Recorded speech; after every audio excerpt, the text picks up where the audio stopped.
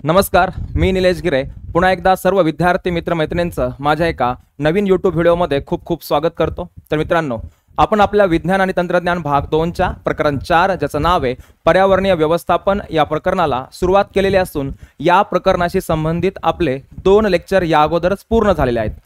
आज जे असणार आहे ते असणार आहे आपलं लेक्चर क्रमांक 3 जे की या चॅप्टरशी संबंधित असेल किंवा या प्रकरणाशी संबंधित असेल। जर तुम्ही आमच्या चॅनलवरती नवीन असाल तर मागील सर्व लेक्चरची लिंक तुम्हाला याच व्हिडिओच्या खाली असणाऱ्या डिस्क्रिप्शन बॉक्समध्ये देण्यात आलेली आहे। ठीक आहे, तर पहा, लेक्चर क्रमांक 3 ला सुरुवात करण्याच्या अगोदर आपण पाहूया की नेमकं आजच्या लेक्चरमध्ये आपण कोणते मुद्दे कव्हर करणार आहोत किंवा पूर्ण करणार आहोत। ठीक आहे, तर पहा, जर तुम्ही तुमच्या बोर्डचं पुस्तक पाहिलं, जसं की तुमच्याच पुस्तकाचा हा एक स्क्रीनशॉट आहे, पान क्रमांक 37। मग आपल्याकडे काय आहे सध्या तर प्रकरण क्रमांक 4 लेक्चर क्रमांक 3 आणि पान नंबर किती 37। जरी हे पान तुमच्याच पुस्तकातील त्याचा स्क्रीनशॉट घेतलेला आहे त्यामुळे तुम्हाला दिसत नसेल तरी काही अडचण नाहीये, सर्व गोष्टी तोंडातून बोलल्या जातील, जर तुम्हाला त्यामुळे तुमच्या कानापर्यंत त्या पोहोचतील।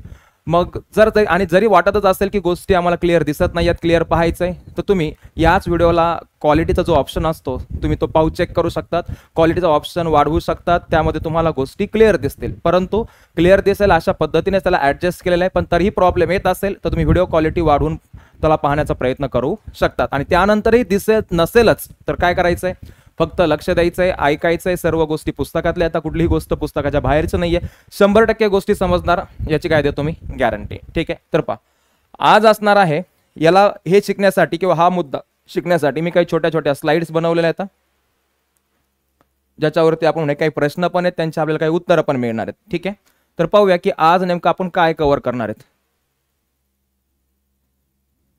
तर या पानावरती एकूण 3 मुद्दे येतं जे आपल्याला आजच्या लेक्चरमध्ये कव्हर करायचे आहेत। ठीक आहे, तर मुद्दा क्रमांक 1 याच्यामध्ये जो आपल्याला कव्हर करायचा आहे तो असणार आहे, इथं विचारलेला एक बेसिक प्रश्न आहे ज्याच्यामध्ये लिहिलंय विचार करा आणि एक प्रश्न विचारलाय। ठीक आहे, हा असेल आपल्या लेक्चरचा आजचा मुद्दा क्रमांक 1। दुसरा आहे, याला म्हणतात ओघ तक्ता किंवा इंग्लिशमध्ये त्याला आपण म्हणतो फ्लो चार्ट, एक चार्ट आहे तो आपल्याला कंप्लीट करायचा आहे, तो असेल मुद्दा क्रमांक 2। आणि खाली एक तुम्हाला कंडिशन दिली आहे आणि त्या कंडिशन वरती आधारित एक परिस्थितीवर आधारित तुम्हाला 3 प्रश्न विचारलेत, हा असणार आहे आपला मुद्दा क्रमांक 3। तर हे 3 मुद्दे आपल्याला आजच्या लेक्चरमध्ये कव्हर करायचे, तर 3ही मुद्दे अतिशय सोपे आणि कळण्यासाठी आपण म्हणूया की एकदम सोपे आहेत, म्हणजे इझी तुम्हाला ते कळू शकतात। फक्त काय करायचंय, शेवटपर्यंत लेक्चरमध्ये लक्ष द्यायचंय। प्रश्न जरी सोपे असतील तरी त्यातून मिळणाऱ्या कन्सेप्ट आपल्यासाठी खूप गरजेच्या आहेत, संकल्पना आपल्यासाठी खूप गरजेच्या आहेत, त्याच्यामुळं सोपा आहे यामुळे त्याला सोडून चालणार नाहीये। ठीक आहे, प्रत्येक प्रश्न प्रत्येक लाईन कव्हर केली जाईल। पहा, मग जो असेल आपला मुद्दा क्रमांक 1, विचार करा। काय विचार करायचा आहे, तर पहिली गोष्ट प्रश्न असा आहे की झाडावर घरटे बांधणारा पक्षी जवळच्या तळ्यातील मासे खात असेल तर हा पक्षी झाड आणि तळे अशा दोन्ही परिसंस्थांचा भाग बनतो का? काय प्रश्न आहे पहा, इथं एक तलाव आहे, ठीक आहे, किंवा तळे म्हणू आपण त्याला, या तलावामध्ये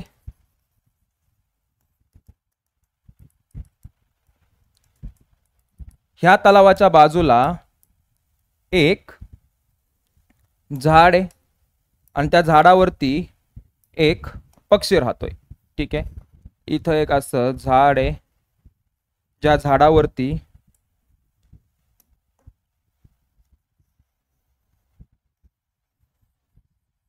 या झाडावरती समजा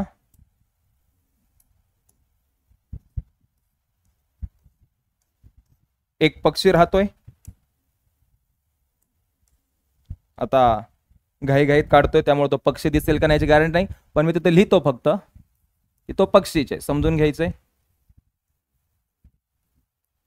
समजा असा एक इथे आहे पक्षी, मुद्दाम तुम्हाला दिसणार नाही असा काढलाय ज्याच्यामुळं तुम्ही माझ्या डायग्रामला जज नाही करणार। ठीक आहे, इथं कोण आहे, हा पक्षी। आता हा पक्षी काय करतोय, या पाण्यामध्ये समजा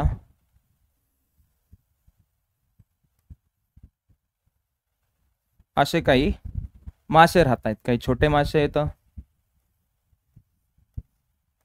काही मोठ्या आकाराचे कोण येतं मासे येतं। आता कंडिशन काय, इथं दोन परिसंस्था येतात. मग आता ज्यांना परिसंस्था म्हणजे काय माहीत नाहीये याचा अर्थ त्यांनी आपले पहिले 2 लेक्चर पाहिलेले नाहीयेत. मग परिसंस्था काय आहे हा मुद्दा जर तुम्हाला माहित असेल तरच तुम्हाला ह्या प्रश्नाचं उत्तर देता येणार आहे. त्याच्यामुळे मी तुम्हाला विनंती करेल अगोदर पहिले 2 लेक्चर पहा जिथं आपण या मूलभूत गोष्टी ज्या इथं आवश्यक आहे त्या पाहिलेल्या आहेत. मग परिसंस्था काय असते? कुठलाही जो एखादा प्रदेश असतो त्या प्रदेशामध्ये ज्या सजीव म्हणजेच जैविक गोष्टी असतात आणि ज्या निर्जीव म्हणजेच अजैविक गोष्टी असतात यांच्या चालणाऱ्या ज्या आंतरक्रिया असतात ज्या आम्ही पाहिल्या होत्या लेक्चर क्रमांक 1 मध्ये खूप डिटेल्स मध्ये, त्याला आम्ही म्हणतो कोण? परिसंस्था. तर इथं 2 परिसंस्था आहेत. पहा, एक आहे या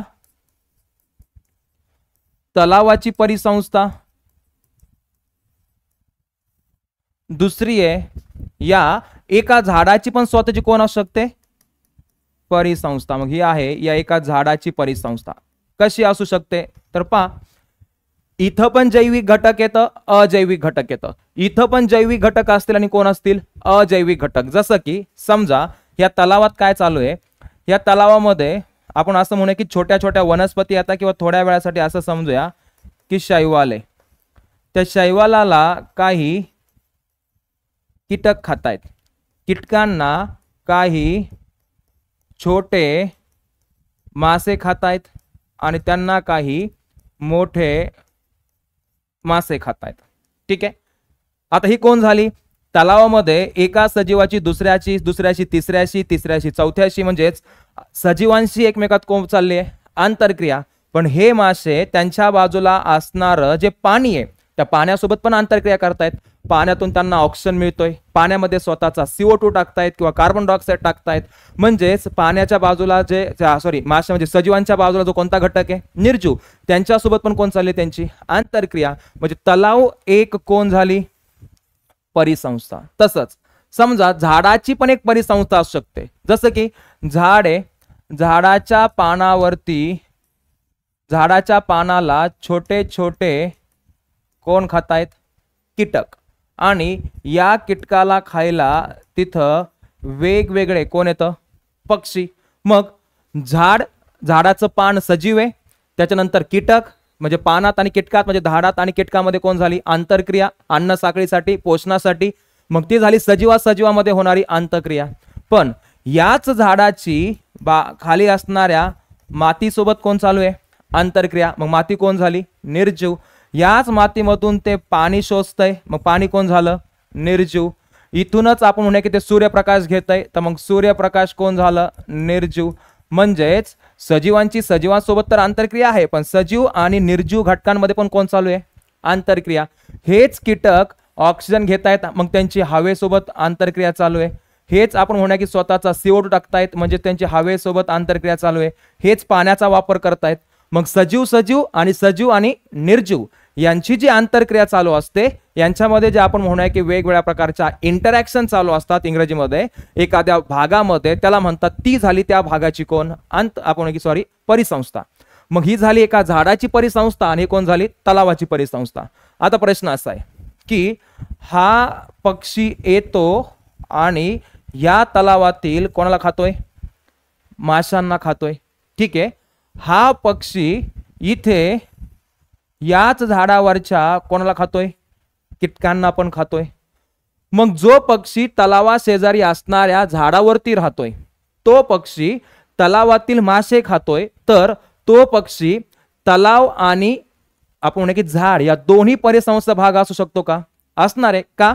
कारण तो झाडावरती राहतोय, स्वतःचं वास्तव्य करतोय झाडावरती, त्याने स्वतःचं घरटं बांधलेलं असेल तर तो झाडाच्या परिसंस्थेचा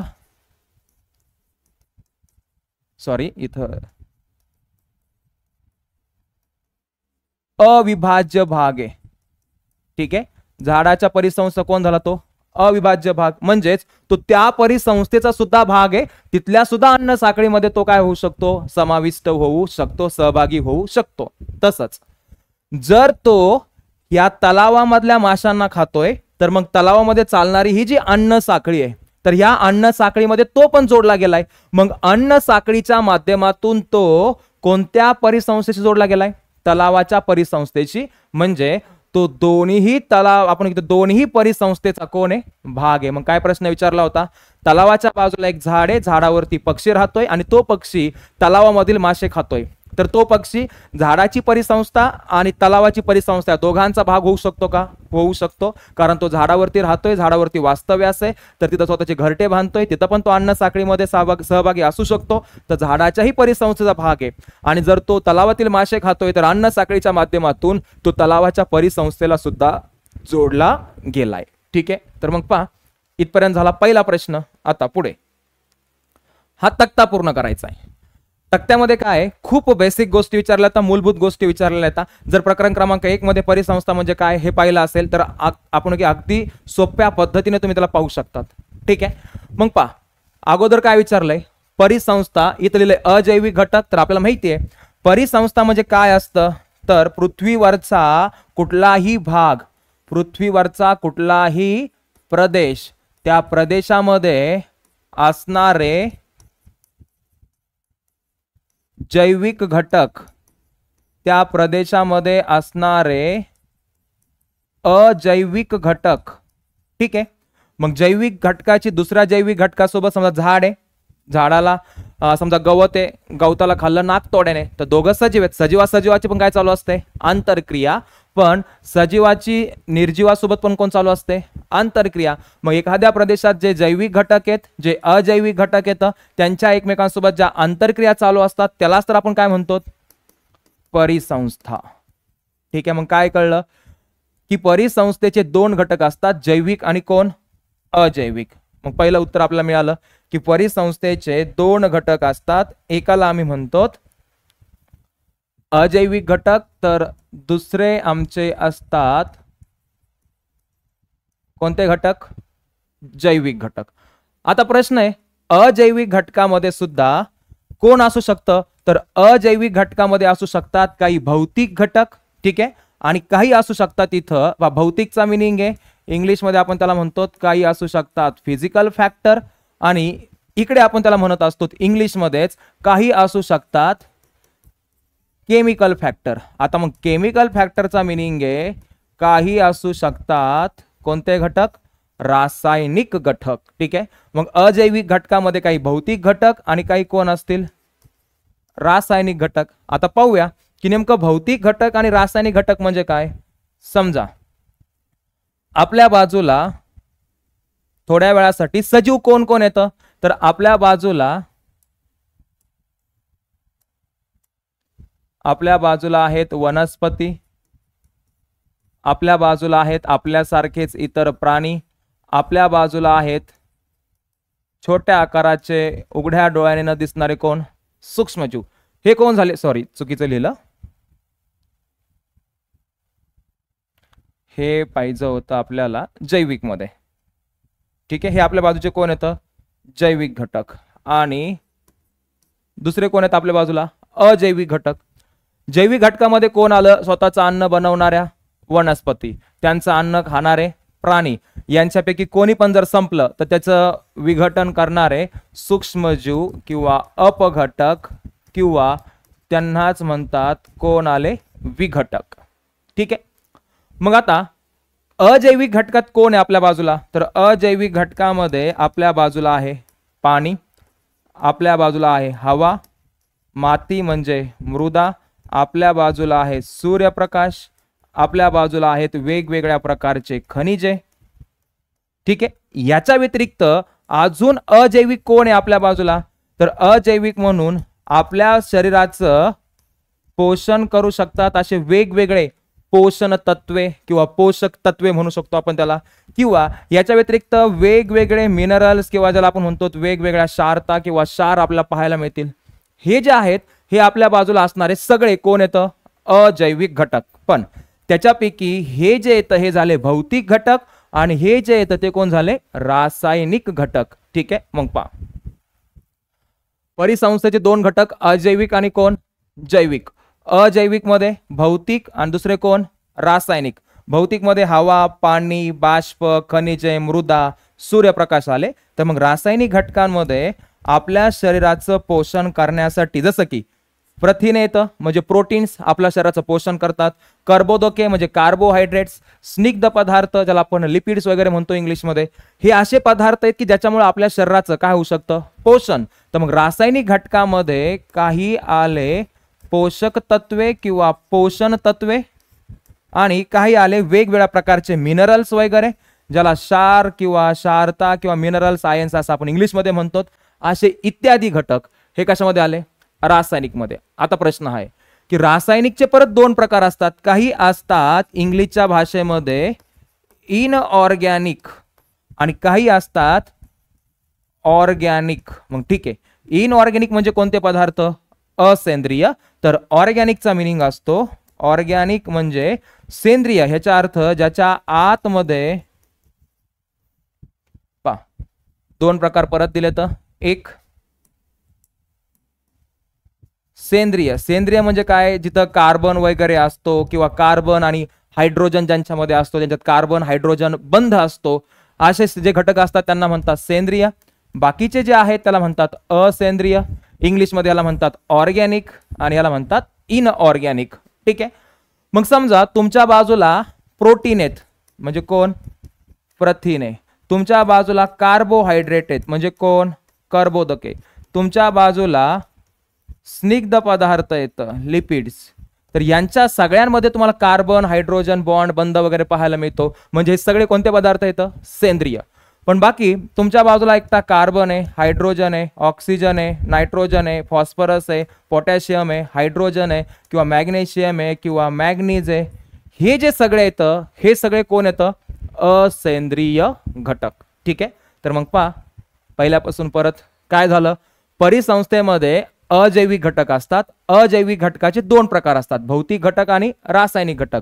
भौतिक घटकामध्ये हवा, पाणी, बाष्प, खनिजे, मृदा व सूर्यप्रकाश यासारख्या घटकांचा समावेश होतो. रासायनिक घटकामध्ये वेगवेगळे पोषक तत्व, वेगवेगळे मिनरल्स किंवा ज्यांना क्षारता, क्षार वगैरे म्हणतो आम्ही, त्यांचा समावेश होतो.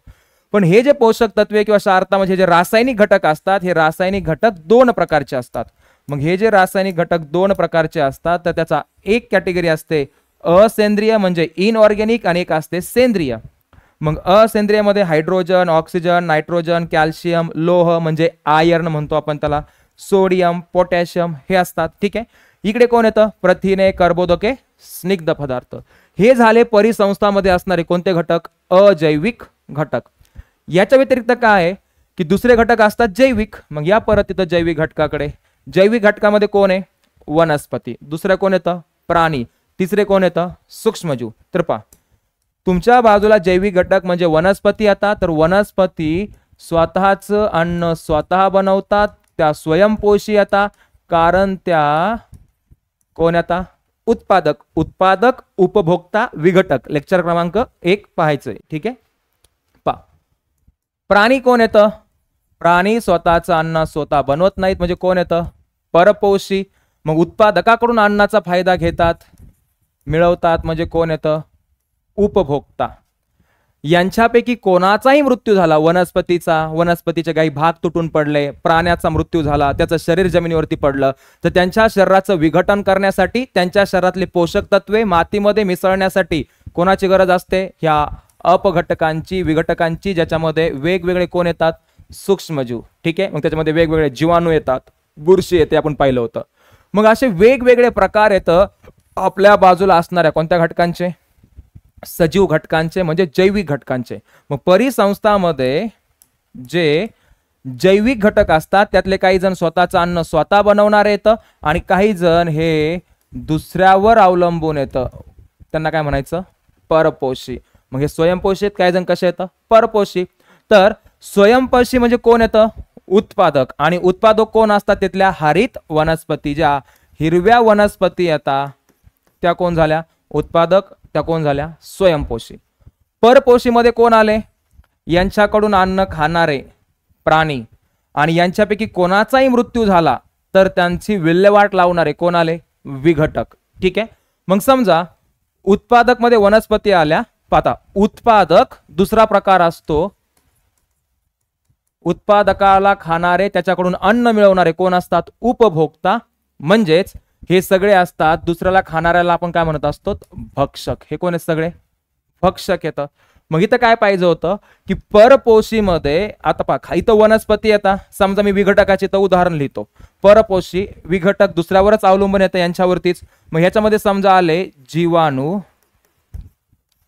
किंवा फंगी, ज्याला आपण म्हणतो बुरशी. ठीक आहे, तर काय लिहिलं मी, जीवाणू आणि बुरशी. तर मग इथं उदाहरणं लिहायचे आहेत, वनस्पती, जीवाणू, बुरशी, म्हणजे प्राणी जे आहेत ते इथं लिहायला पाहिजे होतं त्यांनी. इथं कोण पाहिजे होतं, प्राणी. आता इथं कोण होईल, उत्पादक. हे जर विघटक येतं तर इथं कोण होतील, उपभोक्ता किंवा दुसऱ्याला खाणारे, हे कोण पाहिजे होते, भक्षक. ठीक आहे, मग इथं प्राणी न लिहिता प्राणी खाली पाहिजे होतं आणि इथं पाहिजे होतं, कारण इथं उत्पादक, इथं विघटक, तर इथं उपभोक्ता किंवा कोण, भक्षक. मग भक्षक कोण असतात, तर पहा जैविक घटकामध्ये स्वयंपोषी, उत्पादक कोण असतात, वनस्पती. जैविक घटकामध्ये परपोषी पण विघटक, जे की यांच्या खराब झालेल्या यांच्या मृतदेहावरती जे जगणारे असतात, त्यांच्या बॉडीची विल्हेवाट लावणार जे असतात ते कोण येतं, विघटक. कोण झाले, जीवाणू आणि बुरशी. राहिला प्रश्न कोणाचा, जैविक घटक आहेत, परपोषी येतं पण उत्पादकाला वगैरे खातात, म्हणजे उपभोक्ता किंवा भक्षक येतं, त्याच्यात कोण आले, प्राणी. तर ह्या भक्षकाचे परत किती प्रकार असतात, तर इथं वेगवेगळे प्रकार आहेत. जसं की जे डायरेक्ट कोणाला खातात, ह्या वनस्पतीला म्हणजे उत्पादकाला, त्याला म्हणतात प्राथमिक भक्षक. ते कोण असतात, प्राथमिक भक्षक. त्याला खाणारे जे असतात ते कोण असतात, द्वितीयक भक्षक. आणि मग कोण असतात, तृतीयक भक्षक. प्राथमिक भक्षक हे वनस्पतीला खातात, ठीक आहे, म्हणून आपण ह्यांना तृणभक्षी किंवा काय म्हणतो, शाकाहारी. द्वितीयक भक्षक हे शाकाहारीला खातात, म्हणूनच आपण त्यांना काय म्हणत असतो, हे कोण असतात, मांसाहारी. ठीक आहे, अशा पद्धतीने कोण पूर्ण झाला, आपला पूर्ण ओघ तक्ता. ठीक आहे, मग हा जो ओघ तक्ता आहे त्याच्यात जर तुम्ही पाहिलं तर काय लिहिलेलं आहे, परिसंस्थेचे दोन घटक असतात, अजैविक आणि कोण, जैविक. तुमच्या बाजूला जेवढ्या निर्जीव गोष्टी आहेत त्याला म्हणा अजैविक घटक. त्याच्यात काही भौतिक म्हणजे फिजिकल आणि काही रासायनिक म्हणजे केमिकल.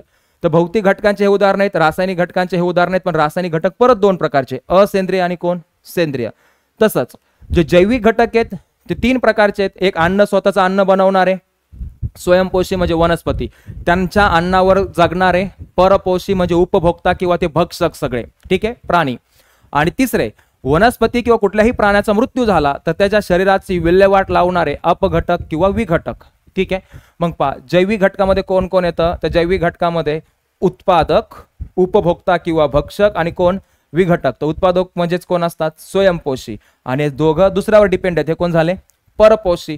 मग उत्पादक म्हणजे कोण, हरित वनस्पती. उपभोक्ता किंवा भक्षक मध्ये कोण आले, प्राणी. आणि यांचं विघटक करणारे कोण आले, जीवाणू किंवा बुरशी. मग भक्षक जे प्राणी असतात त्यांचे परत प्रकार आहेत, प्राथमिक भक्षक, द्वितीयक भक्षक किंवा तृतीयक भक्षक. ठीक आहे, हा झाला तुमचा ओघ तक्ता किंवा फ्लो चार्ट, जो तुम्हाला परिसंस्थाच्या घटकाबद्दल काय देतोय, माहिती. आता पुढे तिसरा मुद्दा, एक अगोदरचा पहिला पक्षी तलावाचा, दुसरा पहिला आताचा हा फ्लो चार्ट किंवा ओघ तक्ता, आणि तिसरा मुद्दा कोण आहे, तर एक तुम्हाला थोडासा आपण म्हणूया की एक केस दिलेली आहे आणि त्या केसवर आधारित तुम्हाला 3 प्रश्न विचारलेले आहेत. काय विचारलंय की आपल्याकडे जो साऊथ इंडिया आहे, ज्याला आपण म्हणतो दक्षिण भारत, दक्षिण भारतातल्या अनेक राज्यांमध्ये मोठ्या प्रमाणात भाताची शेती केली जाते. मग या भात पिकावर अन्नासाठी मोठ्या प्रमाणात कोण असतात, नाकतोडे. त्याचबरोबर तेथील आपण शेतीमधील चिखलात कोण असतात, नाकतोडे. यांचा भक्ष्य म्हणून उपयोग करण्याकरिता कोणाची संख्या असते, बेडकांची. आणि संख्या सुद्धा मोठ्या प्रमाणात असते. आणि आवडते खाद्य म्हणून बेडकांच्या भक्षणासाठी तर कोण असतात, सापही असतात. मग काय समजून घेऊया. ठीक आहे, कोण आहे, भाताची शेती आहे. भाताच्या शेतीमध्ये याला खाण्यासाठी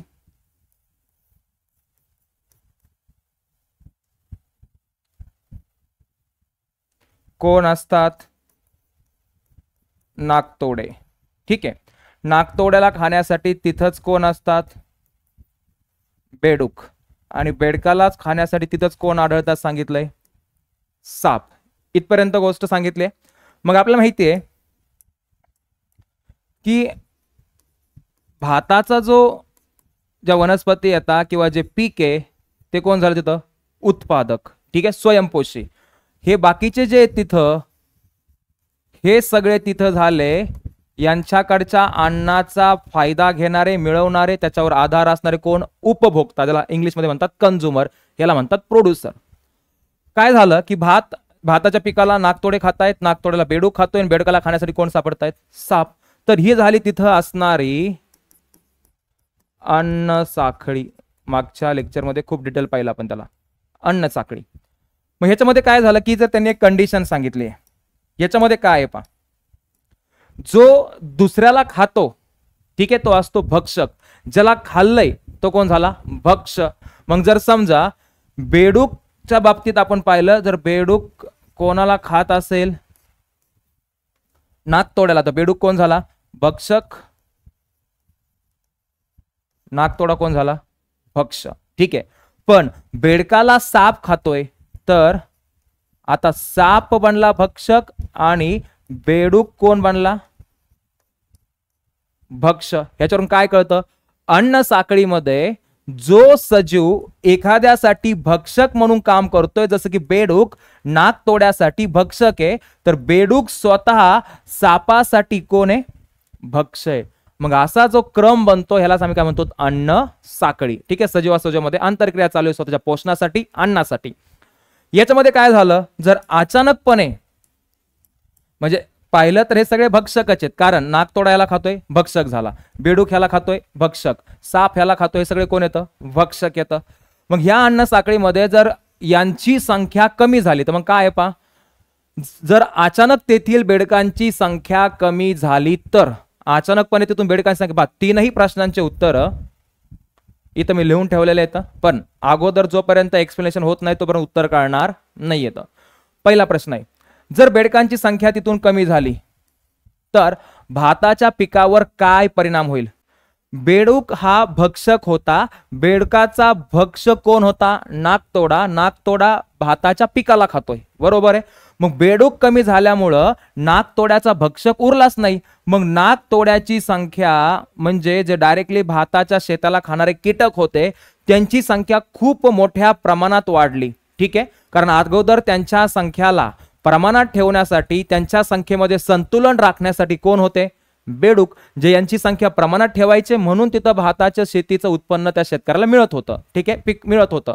आता काय झालं, नाकतोड्यांची संख्या वाढल्यामुळं त्याचा परिणाम झाला भाताच्या शेतीवरती, भाताच्या पिकावरती, त्या सगळ्या वृक्षांवरती, आपण त्या पीक जे काय पीक असेल त्या वनस्पतीवरती, आणि म्हणून तिथून भाताचं उत्पन्न काय झालं? कमी झालं. आणि एकूणच शेतकऱ्याला मिळणाऱ्या उत्पादनात काय झाली? घट. कारण जास्त त्याला कोण खाऊ लागले? नाकतोडे. हा झाला परिणाम कोणावरती? भाताच्या पिकावरती. ठीक आहे. मग भाताच्या पिकावरती काय परिणाम झाला? तर बेडूक कमी झाल्यामुळं भाताला नुकसान पोहोचवणाऱ्या नाकतोड्यांची संख्या किती झाली? जास्त झाली. आणि पीक खराब होऊन काय झालं? उत्पादनात घट झाली. हा पहिला प्रश्नाचं उत्तर. दुसरा प्रश्न काय आहे? कुठल्या भक्षकांची संख्या वाढेल व कुठल्या भक्षकांची संख्या काय होईल? कमी होईल. आता बेडूक नाकतोड्याला खात होता, ठीक आहे, तर बेडूक नाकतोड्याला खात होता, नाकतोडा त्याचा भक्ष होता, पण नाकतोडा स्वतः पण भक्षक आहे, कारण तो कोणाला खातोय? भाताच्या पिकाला. मग कोणत्या भक्षकांची संख्या वाढेल? तर बेडूक नाकतोड्याला कंट्रोल करायचा, प्रमाणात ठेवायचा, तर त्याच्यामुळं नाकतोड्याची संख्या कमी राहायची. पण आता हा संपल्यामुळं कोणाची संख्या वाढेल?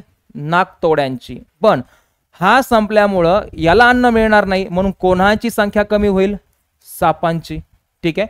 मग कोणत्या भक्षकाची संख्या वाढेल व कुठल्या भक्षकाची संख्या कमी होईल? जो प्राथमिक भक्षक आहे, तो जो की आपण म्हणूया प्रत्यक्षपणे किंवा डायरेक्टली कोणाला खातोय? उत्पादकाला.